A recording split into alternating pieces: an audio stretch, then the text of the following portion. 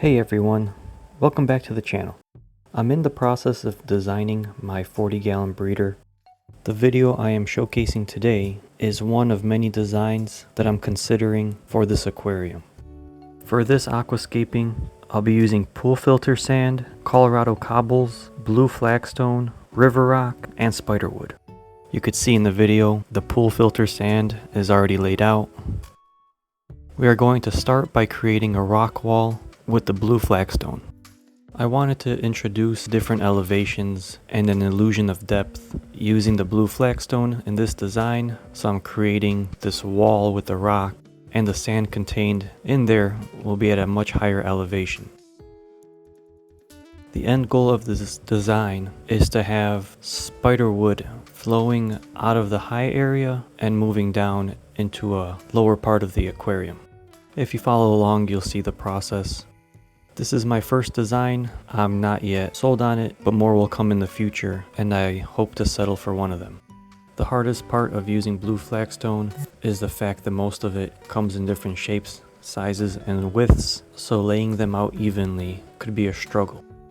I purchased all of my rocks from a nearby landscape company. They usually have a whole bunch of different types for sale. Most of them are a little too big for an aquarium setting, but the flagstone, the cobbles, and the river rock worked perfectly. Sit tight while I finish up this part of the aquascape, and we'll move on from here.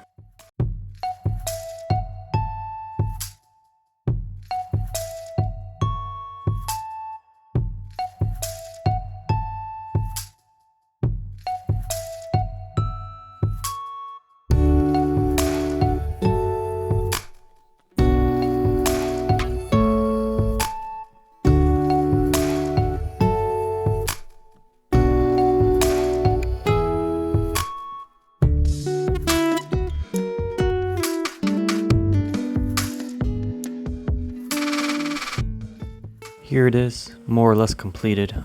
I might shift some rocks around if I end up liking this design, but for now it'll stay like this. The next step is to add some spiderwood pieces to create the flow for this aquarium. I want the biggest concentration of wood to be up here to make it seem like everything is flowing from this area of the aquarium. This space will still be able to hold a lot of different plants in the sand because there will still be plenty of light getting down to the sand bed. I like where this setup is going so far. It looks a little messy, but it's really cool because it provides a lot of nooks and crannies for fish to hide in. The more spaces they have to hide in, the more comfortable they will feel, which will hopefully help them come out more often instead of trying to keep the only hiding spot for themselves.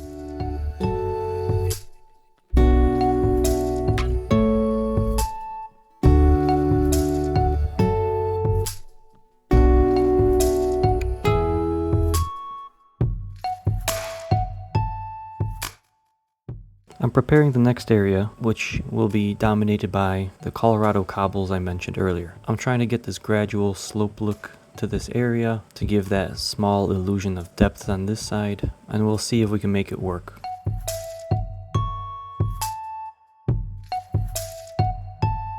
There's no science to the placement. I'm just putting the rocks down in spots where I think they might look pretty cool. It's kind of forming a little valley in between the front and the back pieces, which is really nice. Really cool spot for plants to grow in, and this will also help provide an open area in the front of the aquarium for fish to swim in.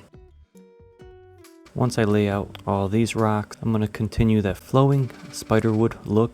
Once I finish that up, I'll drop some river rocks in to add a little more flair into the aquarium. This design looks a little messy. It's kind of all over the place. That's the part I like about it. It's not neat and tidy like a lot of other aquariums. It's not perfectly designed, but I like the flow of the driftwood and the placement of the rock. Again, I'm not sold on this design. We'll see where we'll go from here.